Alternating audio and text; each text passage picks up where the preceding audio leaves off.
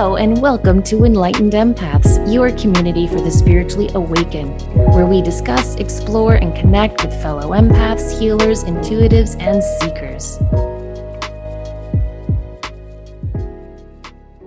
Hello, empaths. We're so happy to be joining you. We're continuing our discussion on healing the inner child, which is such a heavy topic. How are you feeling, Denise? You ready to dive into this heaviness again this week? I am, because after we recorded the last show, it really does get you reflecting about how much you've already done and how this can be a process throughout our lifetime. And you might see the end, you might not, but everything that we do to work in this direction of healing that inner child benefits what I feel is every aspect of our life. Yes, I agree. And like you were saying in the first show, how it echoes into past and future generations, which is so crucial. Yes. And maybe at this time of this shifting consciousness that so many of us are experiencing, this is why it's so necessary to do this work and why we're having such a strong need to release it all, is that we agreed, okay, we'll come in, we'll do it right before this age of consciousness, and we'll clear the slate for new beginnings. There's the optimist in me. There you go. I love it. Well, I think part of healing the inner child, and I think we said this a little bit on in the first show, is really learning to look at your parents, your caregivers, whoever inflicted some pain and difficulty on you in your childhood, looking at them as people rather than the label we assigned them, whether it was parent, caregiver, teacher, bully, whatever it is. But trying to take a step back and looking at them as a person who's carrying their own pain. Don't you think that's important?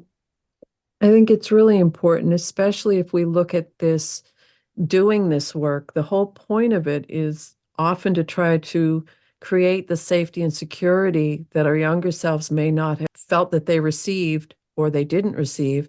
But it also, when you start doing this, it allows you to unlock your natural gifts, that curiosity, and our real capacity of how much love we're able to give and receive. And if we stop identifying with the labels of other people and how that could or should or did impact us, and we instead look at ourselves, it changes the whole game. It definitely does. One of the things Bradshaw talks a lot about in his book Homecoming is how often the narcissist in your life is a sign that that person has an unhealed inner child in them. And that makes sense, doesn't it? Yes, I think He so. has he has a story. He says he often jokes to his colleagues that if he walked out of his office on fire, at least three patients in the waiting room would say to him, "Have you got a minute, Dr. Bradshaw?" But he says that every child needs to be loved unconditionally, at least at the very beginning. Without the mirroring eyes of a non judgmental parent or caretaker, a child has no way of knowing who they are. Every one of us was a we before we became an I.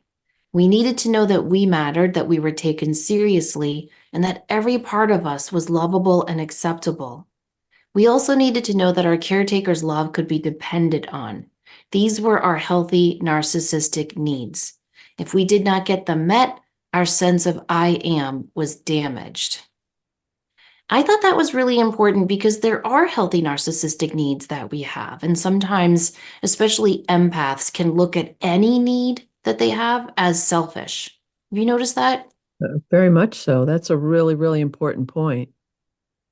Now, he says if these needs aren't met ever and you don't work to heal them, then you can grow up to be a narcissistic adult. And I think this is important to recognize if we're going to look at the people from our childhood with a little bit of non-judgment and just an observer's eye. He says the narcissistically deprived inner child contaminates the adult with an insatiable craving for love, attention, and affection. The child's demands will sabotage adult relationships because no matter how much love is forthcoming, it is never enough. The narcissistic adult can never get their needs filled because their wounded inner child needs love and attention all the time, just like a newborn baby does. He says they are needy by nature, not by choice. When these needs aren't met, several things can happen. They can be disappointed in their relationships, find themselves always looking for the perfect partner. They can become addicts. He says addictions are an attempt to fill the hole in one's psyche. They can crave material things and money to give them a sense of worth. They might become performers like actors or athletes to obtain continuous adoration. Or they can use their own children to meet their narcissistic needs. So, for example, they might try to live out their dreams through their children or rely on their children to love and admire them. Or become enmeshed. Haven't you seen families who do that, who just cling to each other? Right. To the exclusion of any other relationships outside of that unit. Yes. Yeah, I worked with someone years ago who her family of origin had a rule that all of them, all the brothers and sisters in that family and the parents always had to live in the same town. Wow. And Not it by was, choice. no, that was just the rule the parents set. And I remember one of the siblings got a fantastic job offer across the country and they had to turn it down because it went against that family rule. Can you imagine?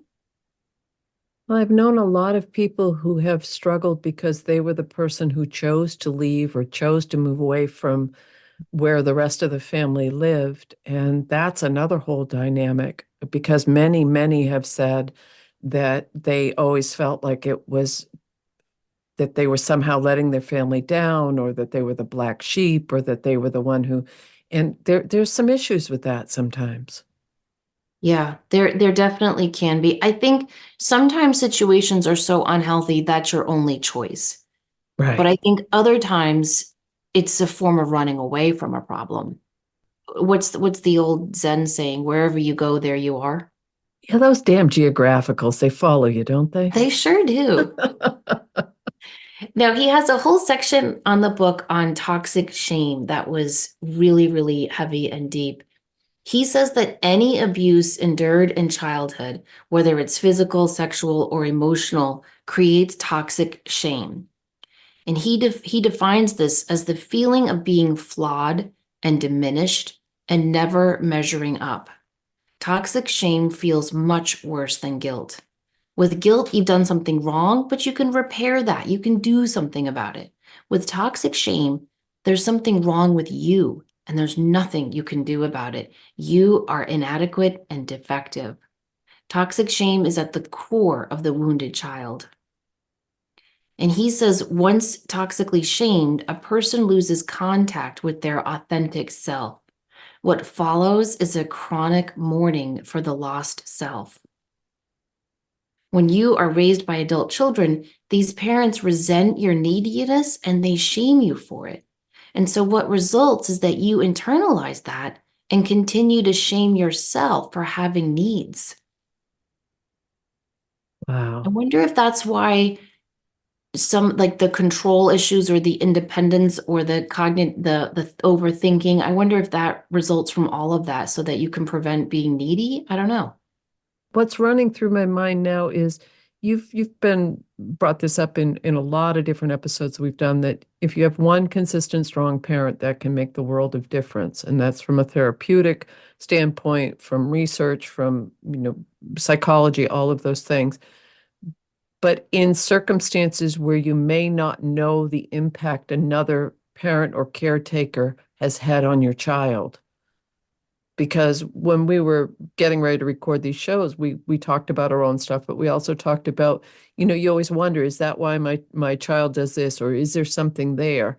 So, you have to wonder where Yeah. it you can't if you're concerned that you've shared these traits with someone that you've given birth to or that you've been a caretaker for, it may not be from you. That's so, so true. What's that quote Roseanne Barr has? Like, I think she said something like, I don't have a college fund for my kids. I have a therapy fund for them. Right. But check this out. He says that when you have toxic shame, we tend to numb our feelings through a variety of different ego defenses. So I'd like for people to listen to this and see if you resonate with any of these ego defenses. One of them is denial, meaning this isn't really happening, or repression, that never happened. Disassociation, I don't remember that happening. Projection, it's happening to you, not me. Or conversion, meaning I eat or have sex or drink when I feel this emotion. Or minimizing, it happened, but it's no big deal.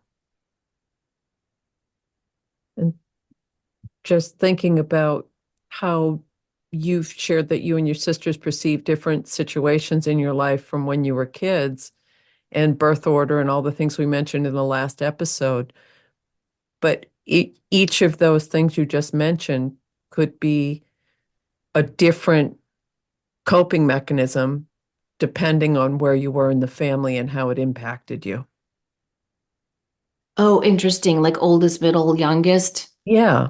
And Yeah. and timing too, because you can be raised in the same family, like you were saying last week, with the same genetics and all of that, and yet completely different people. And I think that does have to do with genetics. I think that does have to do with birth order, but I also think it has to do with the timing, right? Like Yes. your parents are different people with the first child. They're young, they're new to this, and they're completely different people with the last child. Yes. And also when you if we want to make a little throw a little woo into it, what life plan, what contracts were made in those families of what would be played out for growth and evolution? So that's another whole aspect to throw into the mix.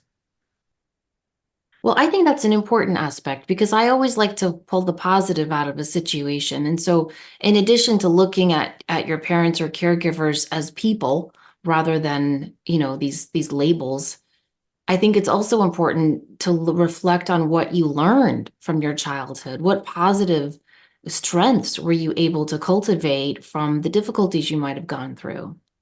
Because it can be resiliency, kindness, compassion, uh, humor. I mean, there are a lot of really incredible things that can come out of this as well. Yeah, I agree. Okay, so let's get into the nitty-gritty of reclaiming your inner child. Where do you think people need to start? Well, I think you already nailed it beautifully by acknowledging that there's even something to look at. That's the Yeah, number one thing. yeah. And a lot of things are there. They talk about getting back through meditation, through breath work, through mindfulness, connecting with deep breathing in your physical body to kind of shut off that stress of the adult world and that fight or flight arousal feeling so that we can be more present in our bodies. So I think getting more connected with your own inner self through breath work, through meditation, through getting in touch with your five senses can be a huge, huge way to begin to reconnect with that inner child of, your sensory. Because think about little children, they are incredibly sensory. Everything, all of their senses are completely open, and even if they may have an impairment or a lack of strength in one area or another, they're still very sensory people. More sensory than I think. I think we all try to get back to that throughout life, don't you? Yeah, I do. Well, not everyone. I do think that people who are oblivious to their wounded inner child tend to respond to life by being chronically busy. And I Mhm. think busy is a trauma response. And so I agree with you that it starts with going within through meditation, silence, breath work, but just allowing yourself to be alone and calm and still with yourself. That can be really hard for some people. Go to a yoga class. I can't tell you anytime I'm in yoga, the last 5 to 10 minutes, you're always in Shavasana, corpse pose, which is where you just lay still and you don't move or think, you just lay there. And every week there are so many people who are rolling up their mats and rushing out of there. And it's almost done with a vengeance. Like, no, I will not be still. You ever know people Mhm. like that? Yes. I think that's often a sign that you've got some some inner work to do, which is fine, which is totally fine. Again, there's no shame in any of this. We all have shit we're working out, you know? I think the key is just being honest with yourself and recognizing it. Now, something Bradshaw says in Reclaiming Your Inner Child is that it starts with grief. Isn't that Mhm. fun? What a fun couple of shows we're presenting to everyone. But he says over and over again, the first thing you need to do is allow yourself to grieve. And he says this is the original pain work, and it demands that we re-experience what we could not experience when we lost our parents, our childhood, and most of all, our sense of I amness. The spiritual wound can be healed, but it must be done by grieving, and that is painful. It is very painful. Yeah. Well, I just think it's not easy to look at why we may do things that we know are not healthy for us. Why do I reach for that extra cookie, or why do I take the extra drink, or why do I compulsively work out because I'm not connected with my physical body? Or I mean, make your choice of which way you're coping with it. And I think that confronting those defenses that have just been a part of who we are for so long, that's big work. And it is uncomfortable and it is grieving. Yeah, it is. It is grieving and it's uncomfortable and it's hard. And yet I do think it's imperative. And sometimes it'll come out when you're not even expecting it. I remember one time years ago when, again, I felt like every time I feel like I've healed a part of anything inside of me, usually something will happen where the universe is like, you're not done. You know, get back to that meditation mat. And I was just out shopping. I was having a lovely time all by myself, just getting some errands done. And I saw a woman about my age with her mom, and they were having so much fun. And they were laughing hysterically over something they found in the housewares aisle. And I just started to cry right there in the middle of Home Goods because I realized Oh, I would never have that moment with my mom. And it made me sad. And I had to, put my little candle down or whatever I had grabbed and leave the store and go cry in my car. But yeah. it was very, very instructive because I realized something important that we have to grieve the loss of a parent, whether it's a physical loss or an emotional loss or a spiritual loss at different stages of our life. None of this is a one and done process. Wonderful though that you could cry and release that and have that moment of healing, as painful as it was. Yeah, I think it's all good. It's all good in the end. It doesn't feel good in the moment. Bradshaw says that at first you'll feel shock and then depression and then denial. And after this comes anger and then hurt and then sadness, followed by remorse and loneliness. All right, Denise, if this were like a course description, and they were like, in this class, reclaiming your inner child, at first you'll feel shock and then depression. I'd be like, yeah, no, I think I'm gonna go with the art class. And yet he says, however painful and awful this sounds, we must feel all of these feelings. He reminds us again and again that healing is a process, not an event, and it's a pendulum. So you will swing from feeling sadness and shock to minimizing the memories and associated feelings before swinging back to sadness.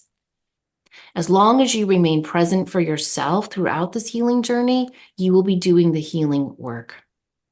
And the starting point for this might be asking yourself some really simple questions of, are you discounting or minimizing some really difficult and traumatic stuff that happened in your childhood and not giving it the credence that it deserves? Or are you making what was really pretty messed up just normal? Oh, that's just the way it was.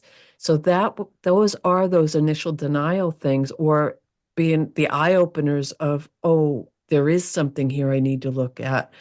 We brought this up in the last episode. Do you feel a need to protect those people who cared for you out of either embarrassment or honor or guilt?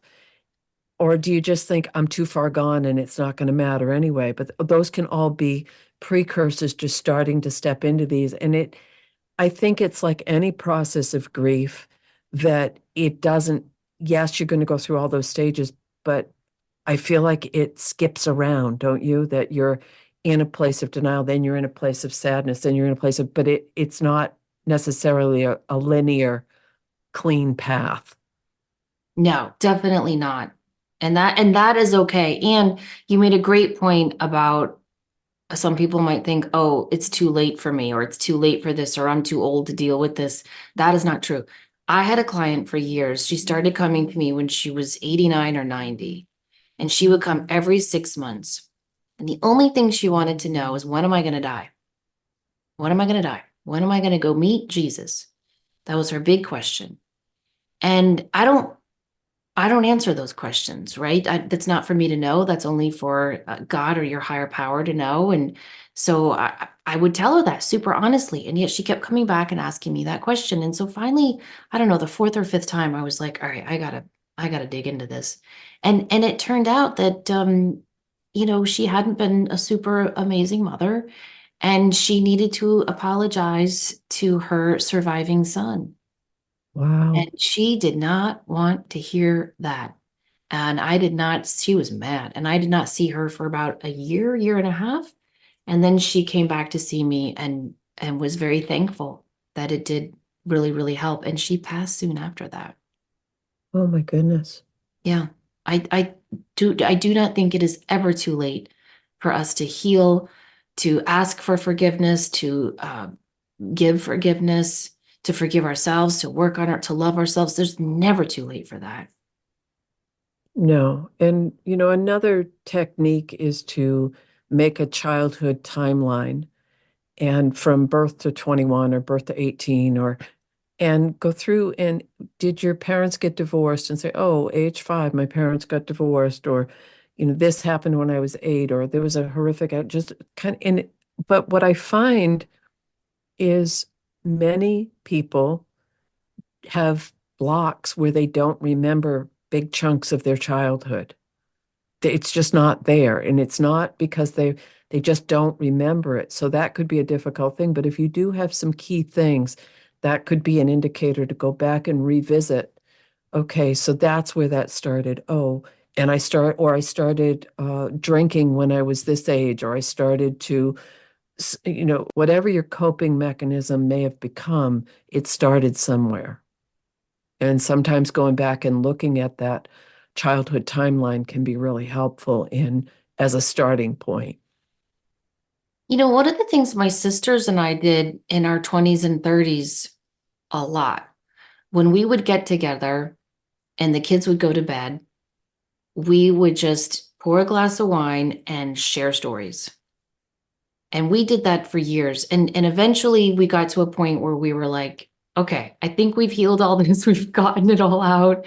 Now let's just spend time together, and not talk about this. But for years we did that. And we still talk about it today, how healing it was, how helpful it was to be able to fill in those missing pieces too. Right. So again, I'm a big fan of talking and sharing if you're able to do so. I'm also a big fan of just sitting with the memories, like you were saying. If you write your outline and you realize there's big chunks you don't remember, I think the more you work with this, memories will start to surface. I agree. Yeah. Yeah. Bradshaw talks about four main stages of development in our childhood, and that's infancy, toddler stage, preschool stage, and school age stage are the four main stages where this inner child is born. And that's where you need to start. And so he has a lot of different things you can do. And some of them, I think I told you before we hit record, they just make me tired thinking about them. Like, one of the things he says is write letters to yourself at these four different stages. So write a letter to your infant self, your toddler self, and so on. But then write a letter to your adult self from your infant self, from your toddler self. Do you think he would do that? No, but I have a friend who went and got an MFA and did a lot, had a very, very traumatic childhood from infancy, just a lot, and did a lot of artwork and a lot of writing and a lot of installation pieces that were reflective of that inner child healing. So you can find ways to work through this. And I spoke with her recently, and we were talking about some of the pieces that she did and how it connected with releasing that childhood trauma. So you can work through this in ways that are not traditional. And I think that's important. My point being, when she was doing the work, it was bringing back some memories that had been buried for a very long time that she hadn't remembered. Yeah. So the more when you start doing the healing, and from personal experience, when you start doing the healing, it gives you more of a perspective of how strong you really are and how much work you've really done over the years. Yes, so that you can pat yourself on the back and start to love that little child. Yes. And I think for me anyway, I think you should start with where you're comfortable. So as we established last week, I guess I have a thinking addiction. And you and I were saying how we love to think and research and process. But if that's our safety comfort zone, I mean, what helped me a lot start to heal my inner child was reading and researching it. So I read so many books, Daughters of Mothers Who Can't Love, um, The Emotionally Immature Parent, The Body Never Lies, The Body Keeps Score. I mean, I've read so many books on all of this, and they've all helped me tremendously. So I think it's okay to start with where you're, even though Bradshaw would say, you're still in your head, Samantha. Well, my head helped me. So I started there. From there, what I did was I created a collage and I put a picture of myself as a little, well, I put several pictures of myself as a little girl in different stages on this little poster board. And then I surrounded it with pictures and words and images of things I felt she needed to hear back then. Oh, that's a Yeah. wonderful activity. It was really good, and I hung it up in my closet so that it would be private. I didn't want my kids to be like, "Mommy, what is that you?" Like, what?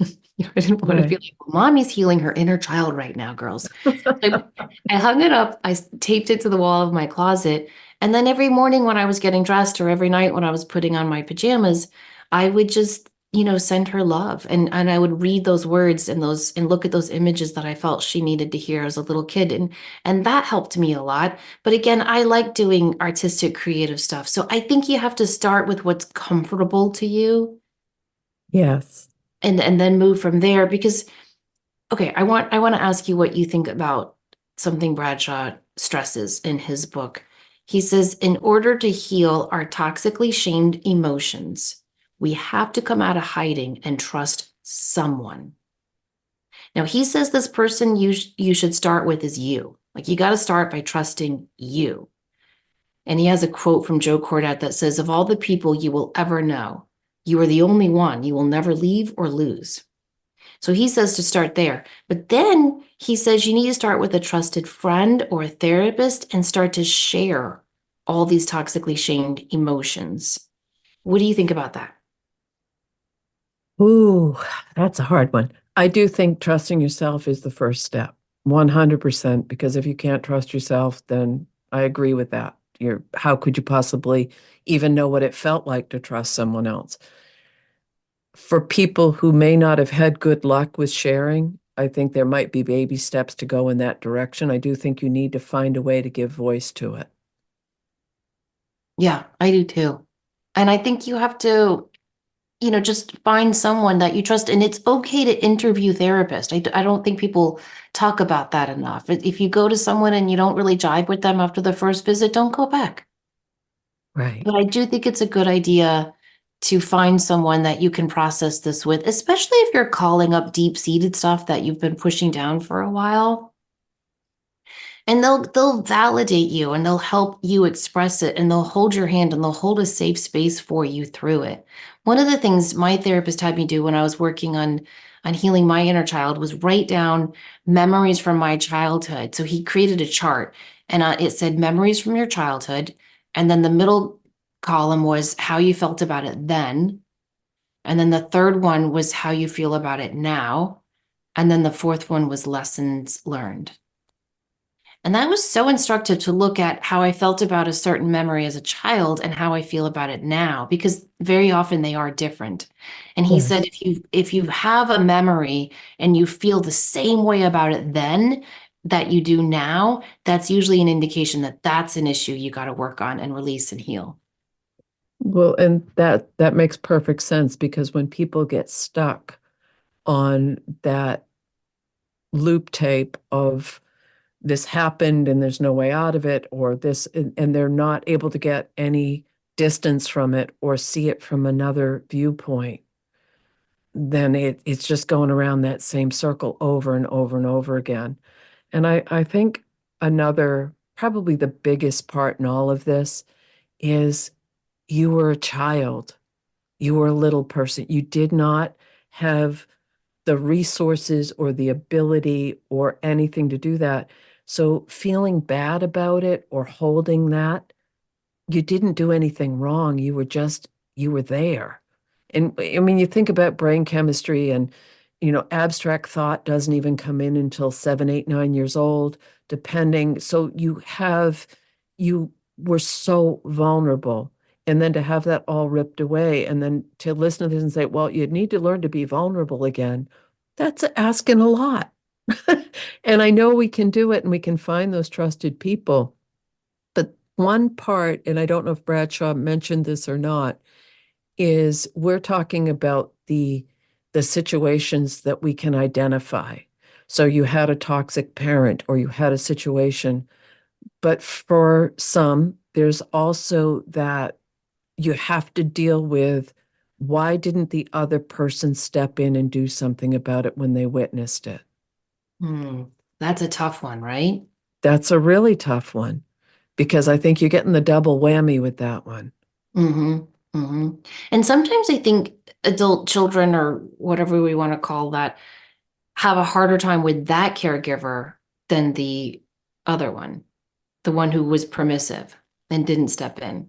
Right. And they may not notice it until Mm-hmm. this work is done and they say, "Oh, a lot of this anger or resentment I thought was directed at this is actually based on there's a it comes back to codependence in a weird sort of way because you're still trying to make it okay for everyone and Yeah, but yeah, I see that. You're right. when you and it, as one of our favorite topics is learning to set those internal boundaries because that's what this work allows you to do is to truly set the internal boundaries of that having control can be a good thing sometimes. And when you start to be in control of your emotions and not reactive, and you're able to be honest and vulnerable with yourself, or you're able to find a therapist that's going to help you on your path, or you start to find gratitude in life rather than fear, resentment, anger, or shame, because that's you taking your control back and saying, I'm okay just the way I am. Such a good point. Now, Bradshaw does have some positive things that we can do. You ready for some positive But ones? some positives would be great. He says to find what he calls security anchors, where you think of times in your childhood when you felt safe and secure. And I think that's a great exercise to do so that you're not just focused on all the negative and what you didn't get, but think about some of the wonderful things, some of the other caregivers who stepped in for you, some of the wonderful teachers you may have had or great friends or wonderful memories with the parent you have the most issue with. There's hopefully there's one or two or hopefully more. So he calls these security anchors and says that they will help you on your healing process, and he also says that as an adult, we should search for alternative mother father figures. Hmm. Yeah, I that was my response too, Denise. Kind of like, is that really helpful? I don't know. Why did you go, Because I think that that is, yes, I think we do that without realizing it sometimes. Sometimes it's not as deliberate as we might think it is. And someone will start to play that role in our life, either as a trusted friend or an older person in our life that they'll help us learn to foster the trust we may not have felt with our family of origin. Yes. I do think that can be good and it can help us to have a little bit of that nurturing. I just wouldn't want us to rely on an alternate mother father figure. Right, because you're just transferring. You don't want to Yeah. do that. Yeah, exactly. He also says to create new rules and to tell yourself that you have the right to talk about and share your experiences. You have the right to want things for yourself, and you have the right to play and have fun. Oh, that's nice. Yeah, that's nice and that's important, especially if you were made to be a sort of parent in your childhood. I think reminding yourself that you have the right to play and have fun is going to be really, really important. Then he says you need to release the false role you were given as a child. Ooh, I think that's a big one. That's a hard one. That's a very hard one. Yeah. I mean, if you were the smart one in the family, if you were the athlete, if you were the rebel, if you were whatever, to release that can take a lot of time. But it's important because it's how you're going to unmask your false self and reclaim your authentic true self. And he Right. also talks a lot about how it's okay and important to find and create a new family. So whether that's the family that you create with your partner or whether that's the family you create with your trusted friends, but having that sense of my OG, like, my family of origin, but also this family that I've created that I love and trust and they love and trust me, that's really, really important on your healing process. Because we're wired the way we are, and we just see things from a lot of different ways. You have to wonder if those people that we do feel that bond with, that we connect with, that we help each other heal through family situations, or the beginning of our lives might have started out one way, and then we make choices to say, I'm going to take things in a different direction now with these people who see me for who I am. That's big work to come in to do with folks too. And I think it's equally as important as family of origin stuff is the people that are near and dear in our lives that help us heal and grow and evolve. Yeah, 100%. Something else he talks about, and I'd love your opinion on this or your thoughts. He has a lot of information about how important it is to connect with your higher power. And he says it doesn't have to be your traditional view of God, but you do have to believe in something bigger than all of us and connect with that as part of your healing journey. What do you think about that? I do. I agree with that. And I think that that may vary depending on who you are. You may find that solace and comfort in organized religion. You may find it in alternative spirituality. You may find it in, being an intuitive and a medium. You may find that in your connection with nature, but it's all something more outside of yourself to connect to. Yeah. Yeah, I agree. I think that's key. I mean, it's part of AA is having that sense of a higher power, whatever that is. I think it's part of any healing journey we choose to go on. Do you think that you could even have that be, your higher self? Yes, yes, definitely, definitely. But I think getting in touch with the idea that there is something bigger than all of us, that there is something out there that is loving us and watching over us, and not having to put a label on that, but just trusting that there is something out there. I Yeah. can't tell you how helpful that's been to me, knowing that I have angels and guides and for me, with my background, knowing I have saints and Mother Mary watching over me has been incredibly comforting. And the amount of signs and validation I've gotten from that It's just been a beautiful part of my healing journey. I'm so grateful for it. I can't imagine not having it. No. Now, in tandem with me talking about saints and guides and angels, he also says that we have to confront our magical expectations. And he talks about how kids always have these magical expectations, right? Like if your dad left you, he's going to come back and take me to Disney and everything's going to be perfect. Or I don't know, if your parent is totally debilitated with a drug addiction, they're going to sober up and everything's going to be perfectly fine. He said, if you have an unhealed inner child within you, you still have magical expectations as an adult. So you think like, oh, if I make this much money a year, everything's going to be great. If I lose this many pounds, everything's going to be perfect. You know, those types of magical, like if I just do this, if I can just get that brass ring or that carrot, everything's going to be magically healed. Right. Says we have to recognize those expectations in our life today and heal them. Because if Yeah. not, you're still chasing the elusive. Yeah, exactly. And also, I think it's something I really feel strongly about. I just don't think happiness should be our goal. I don't think we're here on this earth to be happy. I think we're here to experience happiness, but I don't think that should be the end all goal. I don't think we're here to be successful. I don't think we're here to make a shit ton of money. I think we're here to have all the experiences. And I think when you switch your view from that magical happy ever after viewpoint that we're kind of culturally soaked and marinated in our whole life, right? Starting with fairy tales and Disney movies, when you switch that expectation to one of, oh, my goal is to learn and grow and heal and really cultivate the gifts that have been given to me by my higher power and use them to make my little corner of the world a little bit better and brighter. I think when you shift from that to that, it does help you. I think it does help you to be happier, but I think it also helps you to recognize the beauty of each moment, whether it is a painful one or a happy one. It's all And you, beautiful.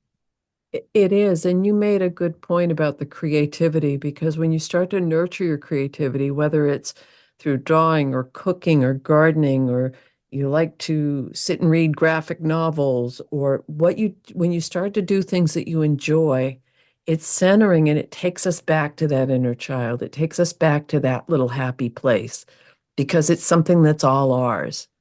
And it doesn't really matter what it is, but it's making the time and taking the time to gift yourself with. And if you're really busy and you're in that place in your life where I don't have 5 minutes to myself, then take 2 of those minutes and do something for yourself. Because or listen to a podcast when you're driving to work, or look through a magazine, or just do something that's going to feed that creativity and that curiosity again. Yeah, and go easy on yourself with that too. At the beginning of the new year, I was joking to my kids. I think I joked to you too. I was like, gosh, if I do everything I am resolving to do, I'm gonna have no time to actually work or eat, right? Like if you make time every day to journal and paint and play and meditate and go to the gym, that's a lot. Mm-hmm. And so I switched it from every day to every week, right? So like I know for me, going to the gym is real. I need to go pretty much every day, even if it's just 30, 40 minutes, just because it really helps to set my energy and tone and mood for the day. So, that's a given. I have to meditate every day. That's a given. But the other things I want to do, like journaling more or just getting back to my creative side more, I might not have time for that every day, but I do have time for that each week.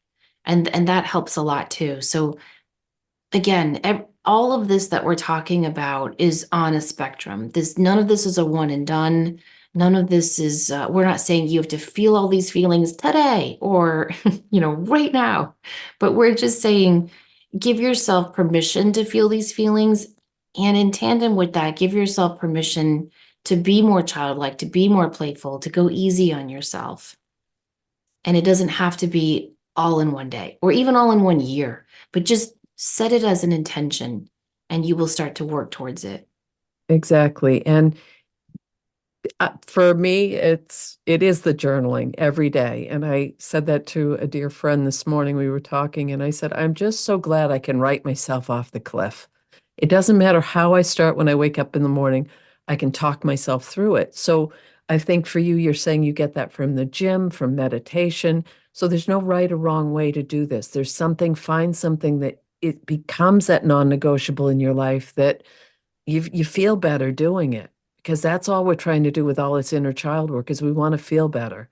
We want to have a higher quality of life. We don't want to dredge this shit over into the next lifetime and say, oh, son of a bitch, why didn't I deal with that last time? Uh, but and we've chatted about this, is how I think for me and for many people I've spoken with, if when you are walking along and you see like a little rock or a feather or a pine cone or something, it's like, oh my God, that's so beautiful. And you get that surge of joy at finding a little treasure. That Oh, it can it's the be that best. simple. Oh, yeah, it can be that simple. And I think when you are focused on these non-negotiables, like you were just talking about, that's a form of setting boundaries. Yes. And I think that's really important. You're setting a boundary with yourself and with others where you're saying, this is sacred to me and I'm going to make time for this. That sends out a ripple of energy into the universe that's going to echo back to you that you matter, that your time matters, that you're important, and that your goals have validity. And so I think when we set those non negotiables, yes, we're working on healing ourselves, but we're also really priming the pump for even more joyous occasions to come into our lives as we learn to set boundaries. And you're fostering that trust of, I trust myself to show up and do this because I know it's going to help me. Yeah, that's a great point. Yeah, definitely. So this is definitely a process and it does take time, but I can't think of really anything more important than to work on loving yourself and healing yourself. Yeah, because we're reparenting is such a strong word, but even think about the way that some of the things that you might say to yourself and try rewording that in a nurturing way that you would say that to a small person rather than your younger self, your inner child, rather than those rote responses. Oh, what the hell was I thinking? Would you say that to a little kid? Would you say, what the hell are you thinking? No, you wouldn't say it that way. You'd find, well, maybe we should try this a different way, or I can see you put a lot into that. You brought up looking at photos of yourself when you were a little person, when you were a child, and telling that little, what did they really need to hear? What was going on for them? And, there are traditional methods of therapy that can really help you do this. And there's a lot that you can do on your own. Internal family systems is a form of therapy that focuses on different parts of just being a human being, and every younger part of ourselves is working to protect the individual as a whole. Depending on where you are on your life path, you might have a little more to undredge, or you might have already done a lot of the work and you've reached a place of acceptance with it. Yeah. It's all good. It's all good and it's all okay and it's all a part of the process. Sometimes just recognizing that there's healing to be done is the first step. Just recognizing that there's something to be healed, recognizing your triggers, learning to have that time for solitude and inner reflection. All of that is part of the healing. Okay, so you might not want to sit down and write a letter to your infant self. That's okay. But you might want to spend a rainy Saturday afternoon painting and working on a puzzle for no point except the joy of sitting in that moment. And that's good too. You have to start with where you are and what you're ready for in this moment and don't push yourself through this process. And I think if you have a dear person in your life, or a partner, or a friend, or who may have had some difficult things in their childhood, just be aware of how you hold space for that person. You don't have to say, "Oh, have you done your inner child work?" You might you might want to just be cautious of seeing when they're going through a hard time of how can I hold space for them and help them through it. The butterfly example that Dr. Clark gave us, I've used Yes. that with a lot of friends. Yeah. You know, That if that's huge. listeners who might not have heard that interview, he said, imagine yourself as a butterfly on a wall of your childhood home, and imagine a younger person that you love dearly, like one of your children, in that home. And if you have any feeling of, oh, I don't want them in this house or I want to protect them, then that means you have inner child work to do. And I have asked so many friends that one friend was like, well, I don't know which home to picture because we move so much. And I was like, oh, ding, ding, ding, we got a winner here. And another one was like, oh, I think I've really healed and worked on all of that. So I walked her through it. And she was like, oh my gosh, I can see the avocado refrigerator in our kitchen. And I was like, all right, now picture your youngest child. And she goes, oh, it's her first reaction. Like she didn't want to say it, but she just went, Hmm. "Ooh." And I was like, oh, we got some work to do there. And I think that's, I'm being funny and playful about it, but I do think that's really, really important to just think about, would I want one of my children in that experience? And if the answer is no, then it's okay to recognize that there's some healing work to be done. If you're alive on this earth and breathing, it's because you have a purpose to share with this world, but it's also because you still have healing work to do, like that client I was talking about who was still working on this in her 90s, and all of that is okay. It is okay. It's why we're here. And again, it's that ripple effect of healing that's going to happen for other people because you don't know if you start doing this work, who is it going to impact in your life? Maybe someone close to you, maybe your family, your children, your siblings, whatever, or maybe someone that just sees the work you're doing and saying, wow, I think that I need to take a look at this myself. Big, big stuff. Well, we hope you've enjoyed this show. Anything else you want to add? No, I guess I do. I just want to say, please be gentle with yourself and just be kind with yourself as you would with anyone else, because we all deserve that. We all deserve to be treated with love. And I think if you don't feel like you've always had that in your life, start with you, please. It's a great, great reminder. Thank you, Denise. I love the way you put things into words. Well, I'd love to take credit, but we know it's the dream team on the other side. But thank you. Well, thank you everyone for listening. We hope you've enjoyed this two-part series on healing your inner child. If you have a question or a story you want to share with us, don't forget you can email us enlightenedempaths@gmail.com. And please check out our services on our websites, samanthafay.com and thegratefulmessenger.com. Thanks so much for listening. Please remember, as always, to show up, do great work, and share your light. Take care.